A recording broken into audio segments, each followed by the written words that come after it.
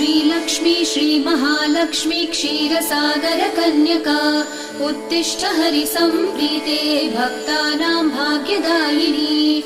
श्रीलक्ष्मी श्रीमहालक्ष्मी क्षीरसागर कन्यका उत्तिष्ठ हरिसम्प्रीते भक्तानां भाग्यदायिनी। उत्तिष्ठोत्तिष्ठ श्रीलक्ष्मी विष्णुवक्षस्थलालये उत्तिष्ठ करुणापूर्णे लोकानां शुभदायिनी।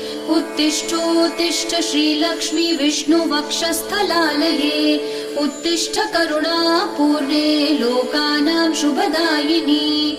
श्रीपद्ममध्यवसिते वरपद्मनेत्रे श्रीपद्महस्तचिरपूजित पद्मपादे श्रीपद्मजात जननी शुभपद्मवक्त्रे श्रीलक्ष्मी भक्तवरदे तव सुप्रभातम्।